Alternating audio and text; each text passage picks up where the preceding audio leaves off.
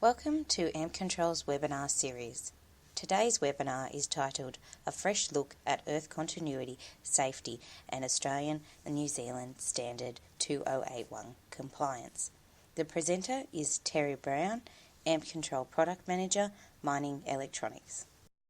Okay, all right. We'll start this and gradually work through them. Remember, any questions you have, you can type them in the chat section, and we'll attempt to answer them either as we go through or at the end of the seminar. Please remember this is being recorded, so nice comments if there's any, thank you. Basically what we're looking at is a fresh look at Earth continuity, and it's an idea that's been kicking around AMP Control for a while. We've finally got to do it, and we've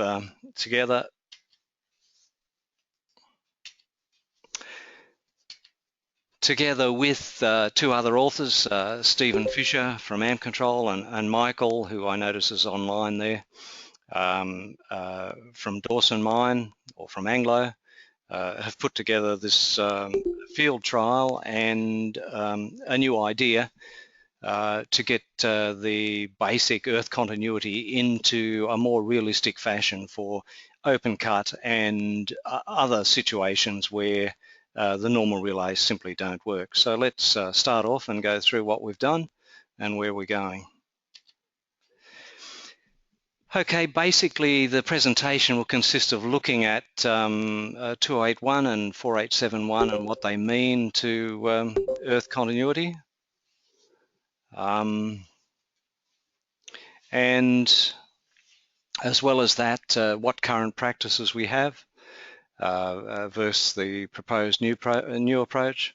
Also, the field trial results. We've had a field trial going for a while, and we're about to change that field trial and also start another 1 or 2 field trials with the expectation of having a new relay in the market by October, November this year.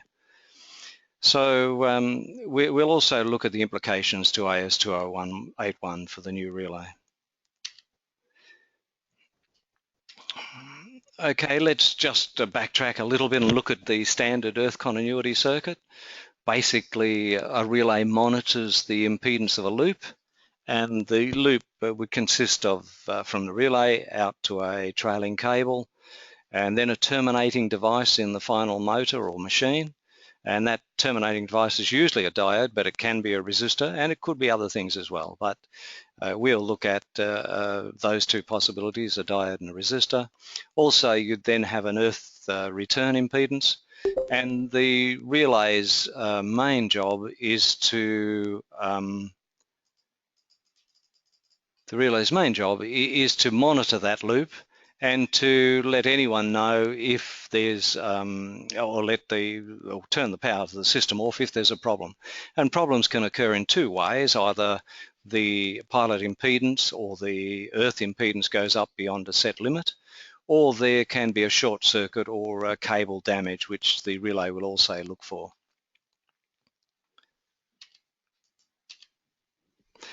Okay, typically what we have with 2081 is a maximum earth resistance up to very recently of 45 ohms, and that's usually been associated with underground coal. And lately the new standard has relaxed that a little bit, but you know, you ask anyone what's the maximum resistance for earth continuity and they'd basically say 45 ohms. And as I say, it's been necessary in some situations, such as above ground with long cables or reclaimers, stackers, etc., to actually have higher impedance than 45 ohms. So we have a relay which has 100 ohm impedance. The other main requirement of 2081 is that the devices are capable of operating in a time down to 100 milliseconds, with a provision made that the very maximum time to trip would be 500 milliseconds. So the basic idea of that relay is to form to comply with 4871, 2081 relies on, or 4871 calls on 2081 standard to look at that. And so what they're aiming with 4871 is to keep the earth return impedance low enough so that if there is an earth fault in a restricted system, a power system, that the touch potential that you develop across the earth return resistance, if there is a fault, is within this curve or below this basically wet curve. There's a graph here which is in 281 and 4871, which is duration of fault and the voltage that the fault will reach. And to be safe, you really need to be underneath the LP curve, and that's where we're aiming at to start with. And the reason for this project is to make sure that we can get there, and that under most circumstances, if not all circumstances, we stay under that safety requirement. Okay, let's have a look at what we have at the moment, and the current approach is the 281, as I said, needs to be 100 milliseconds and a maximum of 500 milliseconds. Most relays aiming at being able to switch to 100. And the other conflicting requirement is that 281, it needs to have tripped at an impedance that is just higher than when the relay is set, so that your earth impedance is very low. Now, these two requirements are actually fighting against each other, so that if you have a noisy installation or you have a very low impedance return, then or a high impedance system, you can get false trips. So by making the trip impedance only slightly higher than the impedance that's there, you run into trouble with being able to get false trips, particularly if you're trying to switch at a very fast rate. So the whole idea of this approach is to see if we can sort those two different requirements out.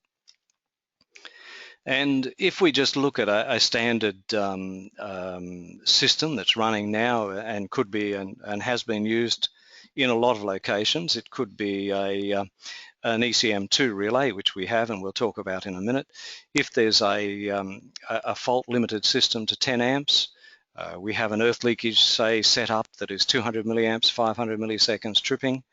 And it's possible if we have a really short run that we could have a 90 ohm impedance in the earth return before the relay trips.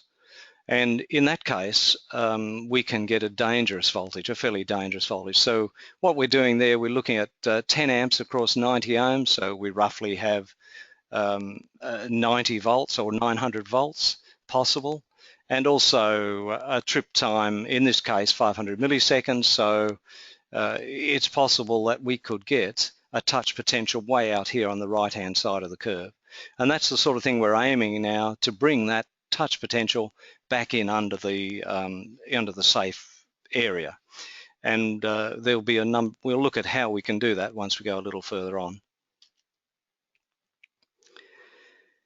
Okay, so as I've said, there's two competing requirements here. One is that the relay should operate quickly, and this is important when there's an open circuit of the cable's damaged or there's an open circuit. You don't want high voltage appearing on the end of the cable for any time at all, and the quicker it's turned off, the better. So that's one requirement. The other requirement, as I've stated in 4871, is that you want minimum touch potential. So you want your trip resistance as low as possible. Particularly the earth return to be as low as possible. And as I've said, in practice, these two requirements conflict, and we end up in the situation I've just described before, where there's a possibility for a short time of having a high touch potential.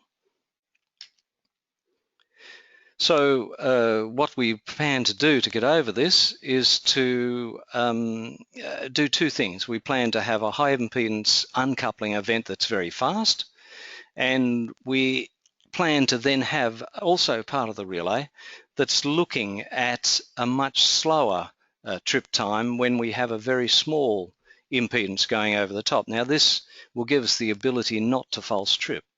And the question is, how do we do that? And we've come up with putting inside our new relay a trip curve, so that, as you can see here, if the measured impedance of the loop dramatically increases, the trip time is very short. And we aim to make that within the order of 100 to 200 milliseconds.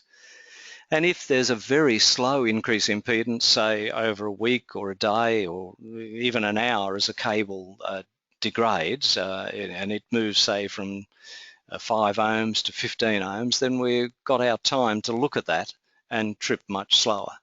While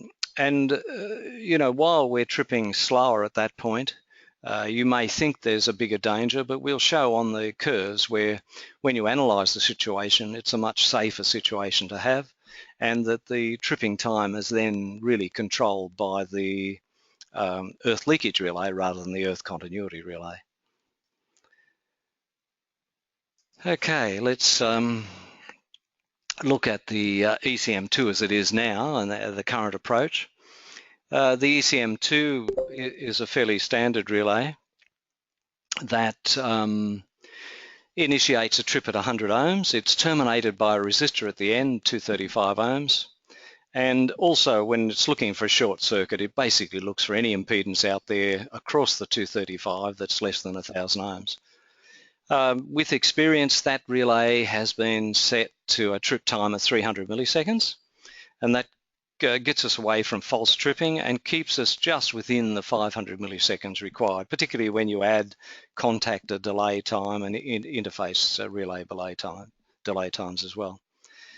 And as you can see, that the ECM2 is just fixed setting, and it's nominally set at 100 ohms, and probably to make sure we're there, we set it as it goes out of the factory at about 90 ohms. The reason it is 100 ohms is two or threefold. One is to allow for very long cables, and we'll see in the example we're going to look at the moment that there's a nominal 56 ohm a pilot impedance. And in some instances, ECM2s have been used on cables up to 8 kilometres, which then gives us quite a high pilot impedance. So to allow for that, we've set 100 ohms. And of course, that then gives us the possibility of having a large earth return under fault conditions. The next generation of relay, which we're going to call the ECM3, we've decided that, okay, we want to get down to something like setting a maximum limit of 5 to 10 ohms in the impedance, so that the maximum voltage that it's going to trip on a 5 amp system would be 50 volts, and on a 10 amp system would be 100 volts, particularly if we've set the trip level to 10 ohms above what's there in the field at the moment. So that's, rather than there in the field, I mean the earth return. So if the 10 ohms maximum earth return, then we're limiting our volt, step and touch potentials to those voltages. The basic earth continuity ECM3 results in a very fast trip if there's an uncoupled cable, and we're at the moment, I'll show you what we've done with that. We're aiming to keep that below 200 milliseconds, and because of the trip curve, a much slower trip once we get a small increase in impedance over time.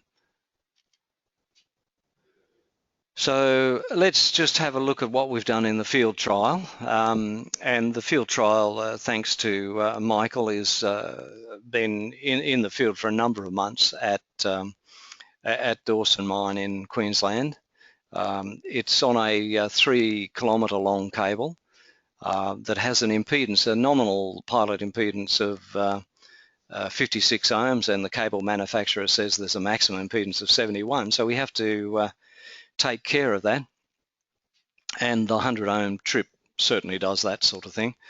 And as well as that, there's one thing we have to take into account when we're trying to reduce that maximum trip impedance. We have to be careful we take in environmental conditions too. And one thing I've just mentioned here on the slide, just to remind me, is that even copper has a temperature coefficient, even though the sign on the the coefficient there is incorrect. It should be 3.9 to 10 to the plus 3, not minus 3. So copper increases as temperature increases, and in the case of our pilot lead up at Dawson, we're actually looking that if the temperature went up 60 degrees, then the pilot resistance would go up by 10 ohms. So we have to be at least realistic in where we set those limits. So a 10 ohm limit looks fairly realistic in the situation that Michael has up at Dawson. Now, what we did to implement this is we took a standard ECM2 and we modified the software to allow for the two things that we're talking about. And what I can show you here how the setup is. The setup is a basic modified ECM2. The ECM2 here is the same as our standard one. It's supplied by the same voltage. It's has the same tripping output, so there's no difference in that. It also has the same lamp indicator to show you that there's a fault. Reset input is the same, and even the pilot and earth is the same. So the physical state of the relay is the same. We've cut it for the trial. We've cut a hole in the side of it and put in an extra set of switches to give us the functions that we need. In the final unit, this switch will be taken up to the top so that it will be available for the customer to set up the system. Now, when the customer gets the new relay, he won't need to put in this test unit, which we've put in to test the actual function at Dawson. And basically, it consists of a little test box that allows us to short circuit the pilot.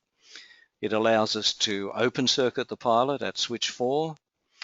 It puts some impedance in the pilot, and in particular, we have an adjustable impedance here so that we could set the pilot to exactly 10 ohm, to trip on 10 ohm increase in impedance.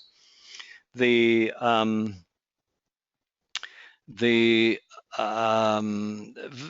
reason for the two resistors in here to allow us to get that set up correctly. So we have a 12 ohm and a 10 ohm resistor, and basically we set up the relay and the software in the ECM2 so that it would give us a warning when it was going to trip. So when we put it in the field, we could adjust this potentiometer with the 10 ohm resistance in series, so switch shown 2 as it is, open circuit.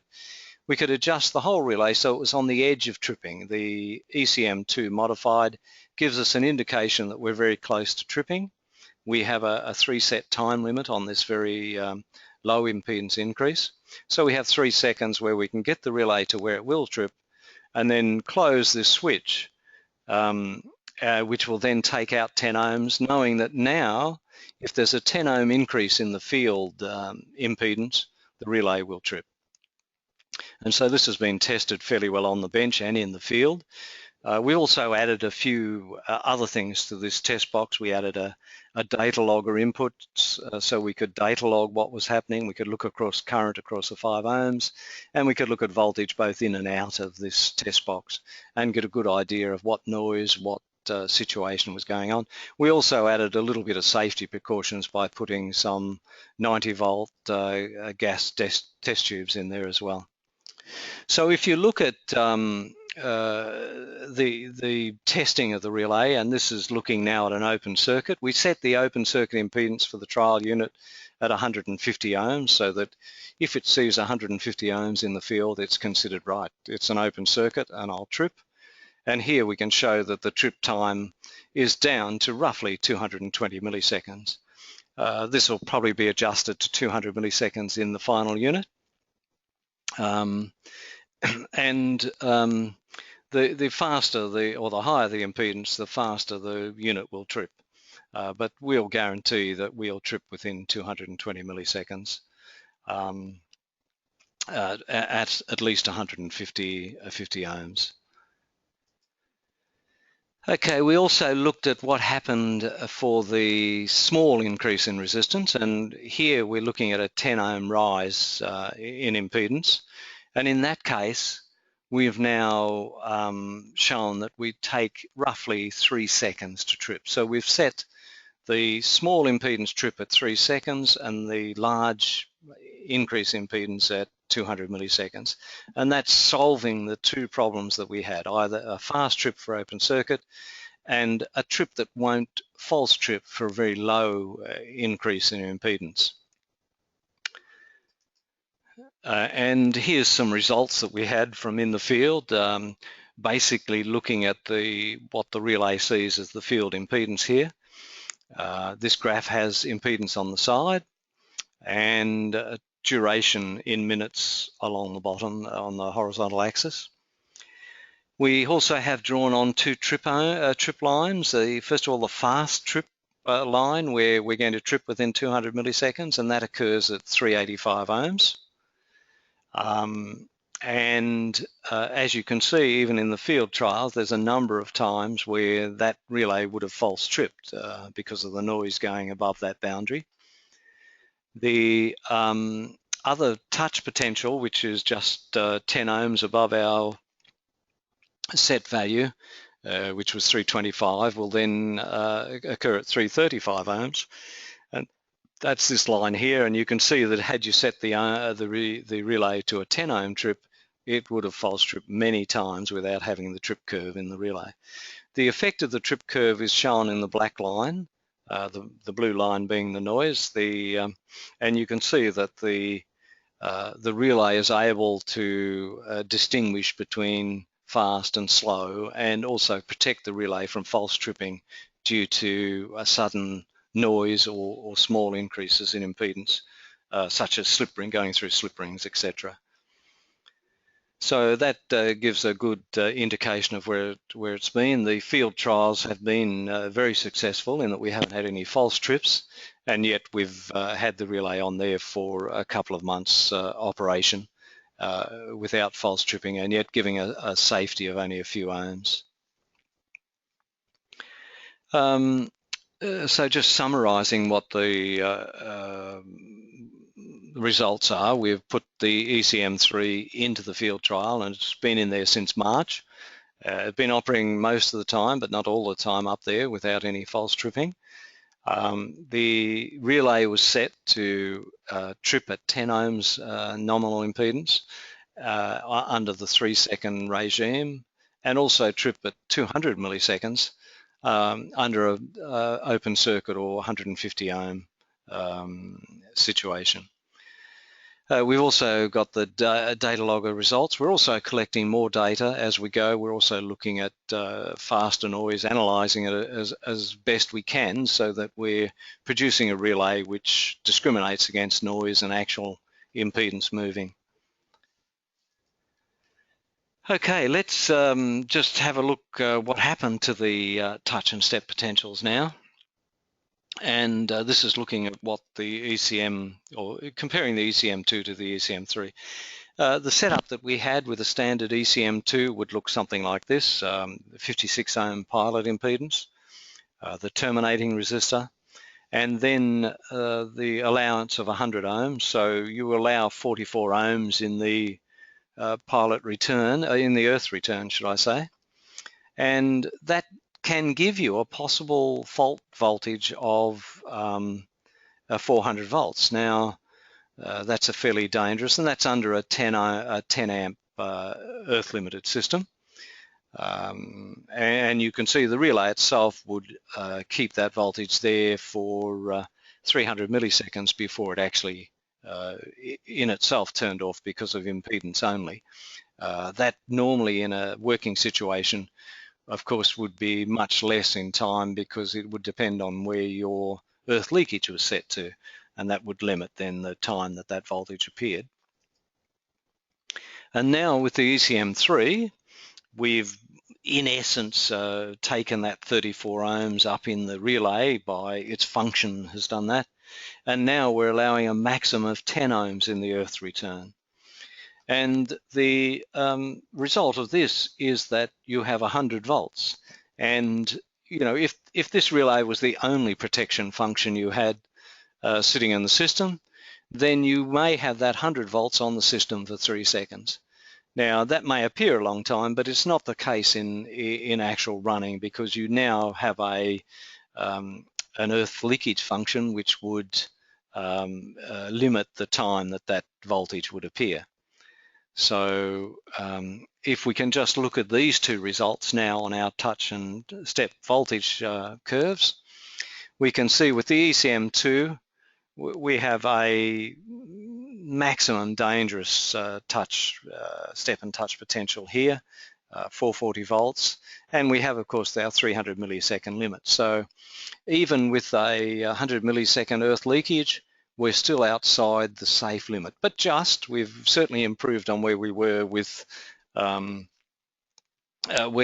we could be if we didn't have these limits on the system. The ECM3 on the other case, we now have a voltage which is limited to 100 volts, so it's certainly a much smaller voltage, and a time which is limited in two ways. First of all, 300 milliseconds by the ECM3 itself, which still gives you a dangerous touch potential. But of course, your system protecting will also have a earth leakage protection, which is, in this case, we've set to 100 milliseconds. And in that case, we're now well inside the wet curve, whereas, with the ECM2, we're even outside the dry curve. So we've made a marked improvement in the safety of the system by having an ECM3 in the system. So let's look a little further and just see what we've done, what's been the achievement that we've done.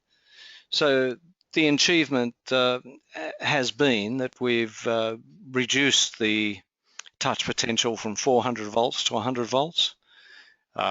We've also reduced the fast switching time when there's a open circuit limit.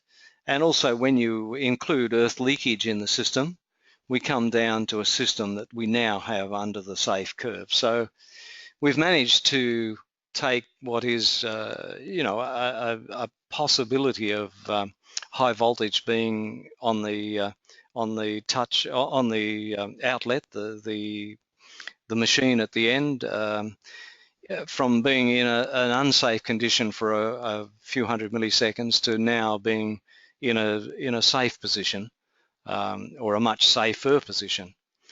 Of course, that's not the end of it. We will go on in a minute and just show how we can improve that again, but it's just giving you what safety we've achieved by the ECM3 and the field trials itself. Okay, the ramifications when you look at 281, we now have a protection, as I said, which gives you fast trip for an open circuit, and a much longer but a safer touch potential when you're looking at very small fault positions. The idea of a safety curve can also be applied to more than just the earth continuity. We could apply it to the earth leakage, and AMP Control does have an earth leakage relay which has a safety curve in it, and it's called the IPM relay. And this is for earth leakage. When you're looking at earth leakage, I just wanted to bring this subject up so we can see that we could even look at a safer system by doing just a small couple of things as well.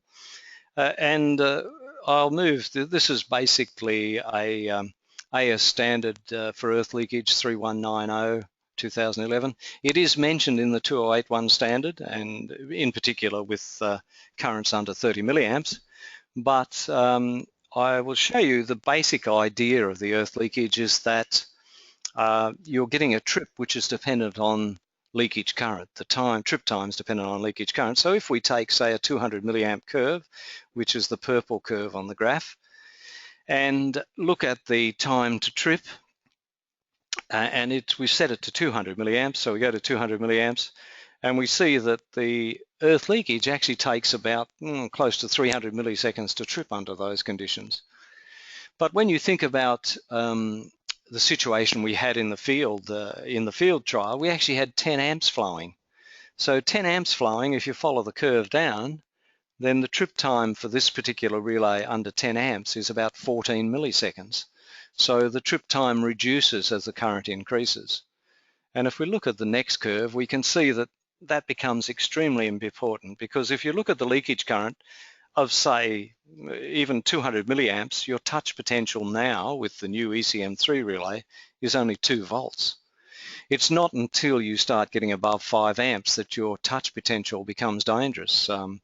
50 volts at 5 amps and 100 volts at 10 amps. So you can see now, by using a time-dependent earth leakage, we can come down to a much safer system, and I've just summarized that in the next couple of slides. Here with a 10 amp ECM3, a 10 amp curve, a 10 amp limit, you've got a earth leakage, a fixed earth leakage, 200 milliamps and 500 milliseconds. You've got 100 volts for possibly 500 milliseconds using an ECM3 and a standard earth leakage. If you had an IPM relay or a trip curve for earth leakage and for earth continuity, you're now looking at about 12.5 milliseconds that you have the 100 volts sitting there. So it's becoming a much safer system, and we can look at that on the touch and step potential. Our original or the original ECM3 by itself, the ECM3 combined with a fixed time earth leakage, and then the ECM3 combined with a trip curve time earth leakage, we're coming down to be extremely safe and giving heaps of time for the contactors and everything else to switch as well. So that's basically where we're going, and just to give you some indication, through this talk we've moved from ECM2 possible trip voltage being out here in what we would call ouch territory or dangerous territory, to an ECM3 being limited to a fairly safe potential, and then ECM3, and if we used a EL curve on our earth leakage relay, we could get down into being extremely safe. Okay, gentlemen, ladies, that's close to the lecture and where we're going and where we've been. If there's any questions, I know I've been fairly fast in getting through that, so by all means type away and I'll see if I can answer them for you.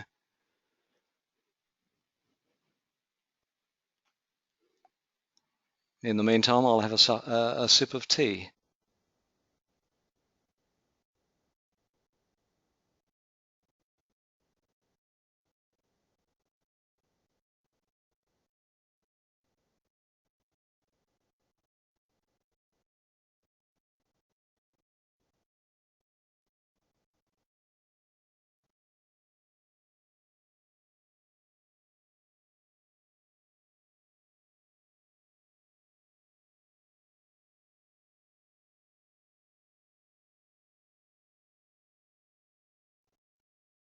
Any comments as well, any improvements you can see to this series of webinars or this particular webinar, by all means type away and let us know.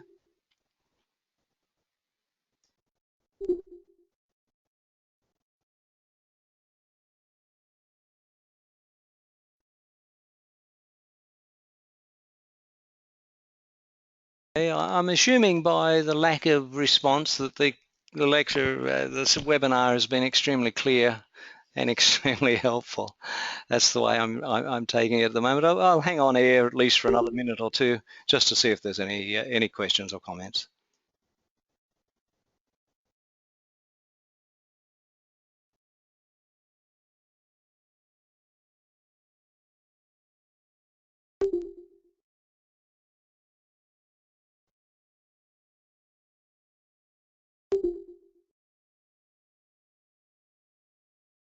I've had a local question by someone listening locally, and they've asked when the ECM3 will be available, and that relay is going through final R&D at the moment, and we expect October, November for the relay to become available and to be used, and eventually it will replace the ECM2 because there is no if you not anything that the ECM2 that the ECM3 can't do. So it'll be available probably November or so. In the meantime, we'll continue selling the ECM2 in case people have it in their system and want it. And at some stage, probably 12 months or so, it'll be replaced by the ECM3 as a single relay. Okay, well, thank you very much for your time and your understanding and lack of questions. And I'll catch up to you all you guys later on. Bye.